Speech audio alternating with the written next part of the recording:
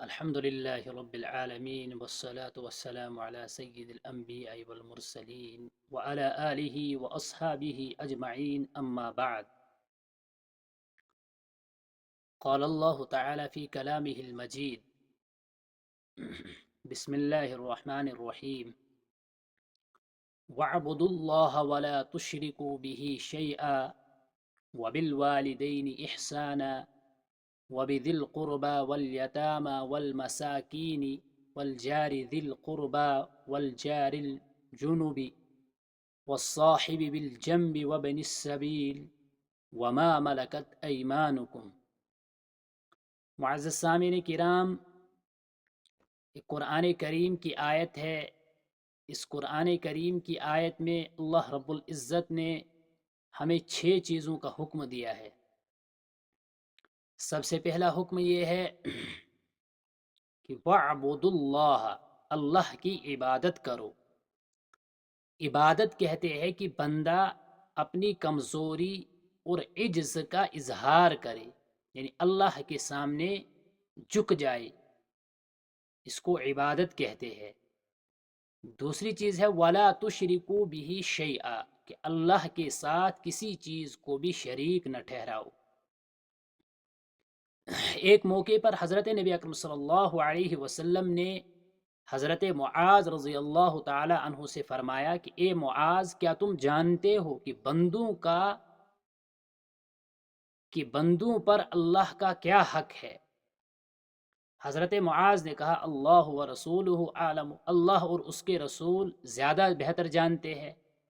پھر نبی اکرم صلی اللہ علیہ وسلم نے ارشاد فرمایا کہ بندوں پر اللہ کا حق یہ ہے کہ اس کی عبادت کرے اور اس کے ساتھ کسی کو شریک نہ ٹھہرائے.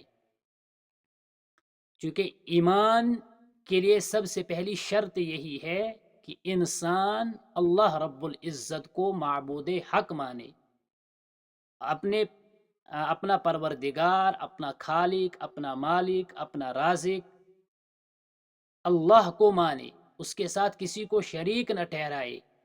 تمام چیزوں کی بنیاد یہی ہے کہ انسان کو کامیابی اور ناکامی جو ملے گی وہ اسی چیز پر ملے گی. اگر ایمان والا ہے، اعمال صالحہ ہو، تو اللہ رب العزت اس کو جنت میں ڈال سکتے ہیں.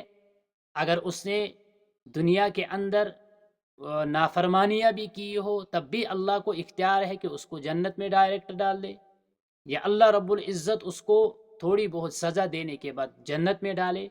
لیکن اگر سرے سے اس کے پاس ایمان ہی نہیں ہے تو پھر وہ ہمیشہ ہمیں جہنم میں رہے گا. تو یہ دوسری چیز کا حکم ہے کہ وَلَا تُشْرِكُوا بِهِ شَيْئًا، اللہ کے ساتھ کسی کو بھی شریک نہ ٹھہراؤ. تیسری چیز ہے وَبِالْوَالِدَيْنِ احسانہ، کہ والدین کے ساتھ حسن سلوک، والدین کے ساتھ اچھا سلوک کیا کرو. قرآن کریم کے متعدد جگہوں پر اس کا تذکرہ آیا ہے کہ والدین کے ساتھ اچھا سلوک کرو، اس کی تاکید آئی ہے. احادیث مبارکہ میں بھی اس کی تاکید آئی ہے. جیسے نبی اکرم صلی اللہ علیہ وسلم نے فرمایا کہ اللہ رب العزت کی رضا باپ کی رضا میں ہے، اللہ رب العزت کی ناراضگی باپ کی ناراضگی میں ہے. اور اس کے علاوہ ماں کے سلسلے میں بھی متعدد روایات میں تاکید آئی ہے کہ ماں کی خدمت کرو، ماں کی خدمت کے ذریعے سے تم کو جنت ملے گی. یہ تیسری چیز کا حکم ہے. چوتھی چیز ہے والیتامی والمساکین، کہ یتیموں اور مسکینوں کے ساتھ اچھا سلوک کرو. آپ صلی اللہ علیہ وسلم نے یتیموں کے ساتھ اچھا سلوک کرنے والے شخص کے بارے میں فرمایا انا وکافل الیتیم، کہ میں اور یتیم کی کفالت کرنے والا شخص کل قیامت کے دن ہاکذا، اس طریقے سے ہوں گے. آپ صلی اللہ علیہ وسلم نے شہادت اور وسطی کے ذریعے سے تشبیہ دی کہ جیسے یہ 2 انگلیاں ہیں، ایسے میں اور یتیم کی کفالت کرنے والا شخص کل قیامت کے دن ہوں گے. اس کے بعد اللہ رب العزت نے فرمایا کہ وَجَارِ ذِي الْقُرْبَى، رشتہ دار، پڑوسی رشتہ دار سے اچھا سلوک کرنا. اور اس کے بعد ہے وَالْجَارِ الْجُنُوبِ، پڑوسی اجنبی کے ساتھ. بعض حضرات نے والجار ذی القربا کے بارے میں فرمایا کہ اس سے مراد وہ پڑوسی ہے جو گھر کے قریب ہو، اور والجار الجنوبی سے مراد وہ پڑوسی جو گھر سے دور ہو۔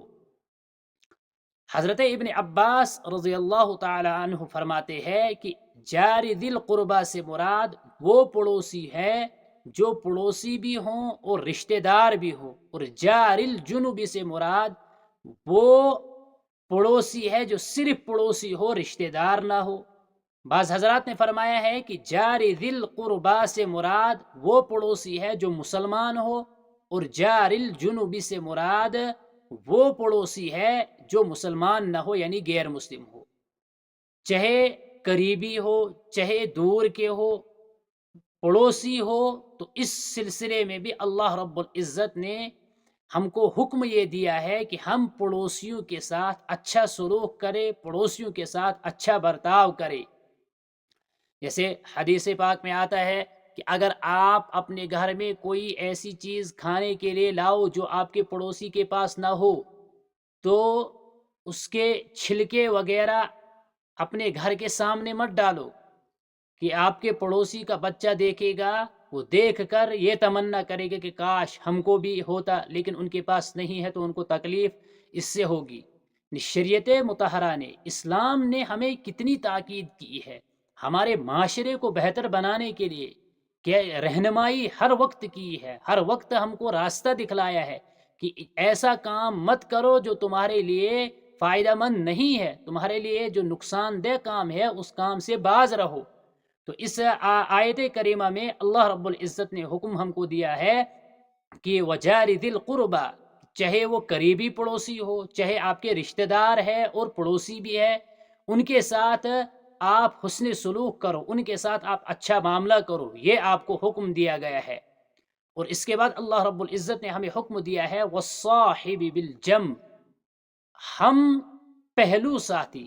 ہم پہلو کا مطلب یہ ہے کہ چند ساعت کے لیے، چند لمحے کے لیے آپ کے اگل بگل میں کوئی آ کے بیٹھ گیا، یا مثلا آپ گاڑی میں ہو، آپ کی سیٹ پر کوئی بیٹھا ہے، تو اس کے ساتھ ہم خیر خواہی کریں، اس کے ساتھ ہم حسن سلوک کا معاملہ کریں۔ یہ نہیں کہ ہم بھی سیٹ پر بیٹھے ہیں، وہ بھی سیٹ پر بیٹھے ہیں، ہم ٹانگیں پھیلا کے بیٹھے ہیں، اس کو تکلیف پہنچ رہی ہے، یا ہم یہاں سے جموں تک ایک ساتھ سفر کر رہے ہیں، ہم نے اس کو پوچھا ہی نہیں کہ آپ کہاں سے ہو، کدھر جا رہے ہو، آپ کو کوئی ضرورت تو نہیں ہے، ہم سے کوئی ضرورت ہے تو بتا دیجئے، اس کا نام تک نہیں پوچھا۔ تو ان تمام چیزوں کو، کہ جب آپ کے ساتھ کوئی ساتھی بیٹھتا ہے، چاہے آپ کہیں پر بیٹھے ہو، گاڑی میں سفر کر رہے ہو، ریل میں سفر کر رہے ہو، یا آپ ہوائی جہاز میں سفر کر رہے ہو، یا کہیں پر بیٹھے ہو، آپ کے اگل بگل میں آ کے کوئی ساتھی بیٹھ گیا، تو اس کے ساتھ بھی حسن سلوک کرو۔ یہ بھی تمہارے معاشرے کی اصلاح کے لیے یہ ایک فائدہ مند اور نفع مند چیز ہے، کہ اس کو اگر تم اختیار کرو گے، قرآن کریم میں اللہ رب العزت نے اس کا حکم دیا ہے، تو اس سے تمہارا معاشرہ جو ہے وہ اچھائی پھیلے گی تمہارے معاشرے میں، تمہارا معاشرہ سدھر جائے گا۔ اس کے بعد اللہ رب العزت نے جو حکم دیا وابن السبیل، کہ مسافروں کے ساتھ بھی اچھا سلوک کرو، کہ جب کبھی تم کسی مسافر کو دیکھو گے تو اس کے ساتھ اچھا سلوک کرو، یہ بھی تمہارے لیے فائدہ مند ہے۔ اس کے بعد آخر میں اللہ رب العزت نے فرمایا وما ملکت ایمانکم، تمہارے محتاج جو ہوں گے، مراد اس سے غلام بہندیاں ہے۔ مثلا آج کے دور میں ہمارے گھر میں اگر کوئی کام کرنے والا ہوگا، چاہے وہ مرد ہو چاہے عورت ہو، تو ان کے ساتھ بھی ہم اچھائی کا معاملہ کریں، ان کے ساتھ بھی ہم سلوک کریں۔ مثلا اچھائی کا معاملہ ان کے ساتھ کیا ہے کہ ان سے کوئی ایسا کام نہ کروائے کہ جو ان کی استطاعت سے باہر ہو، یعنی ایسا سخت کام ان سے کروائے جو کام ان سے نہیں ہو رہا ہے، بلکہ ان سے ایسا کام کروائے کہ جو وہ آسانی کے ساتھ کرے۔ یا حسن سلوک کا مطلب یہ ہو سکتا ہے کہ ہم نے تو ان کو کام پر رکھا ہے، لیکن وقت مقررہ پر جو ان کی محنت مزدوری ہے وہ ہم ان کو نہیں دے رہے ہیں۔ یا بسا اوقات ایسا ہوتا ہے کہ ہم تو کسی آدمی کو اپنے گھر پر کام کرنے کے لیے رکھتے ہیں، لیکن ایسا بھی ہوتا ہے کہ ہم اس کو وقت پر کھانا نہیں دیتے، اس سے صرف کام ہی کام کرواتے ہیں، یا کام کرنے میں اگر اس سے کوئی کوتاہی ہو گئی تو اس کو ماں بہن کی گالیاں دیتے ہیں۔ تو یہ بھی اسلام نے اس چیز کو ناپسند کیا، بلکہ اسلام نے حکم دیا کہ اگر تمہارے محتاط کوئی ہے، کوئی تمہارے یہاں کام کر رہا ہے، تو اس کے ساتھ حسن سلوک کرو، کہ اس کو کام کرنے میں اگر اس کا کوئی نقصان ہوتا ہے، کام کرنے سے اگر کوئی مثلاً کوئی آدمی آپ کے گھر میں ہے، وہ آپ کا کام کر رہا ہے، کام کرتے کرتے اس سے کوئی چیز ٹوٹ گئی، اب تصور کر لو کہ اگر اس کی جگہ آپ کا بچہ ہوتا تو کیا آپ اس کو بھی ماں بہن کی گالیاں دیتے؟ کیا آپ اس کو بھی برا بھلا کہتے؟ نہیں کہتے۔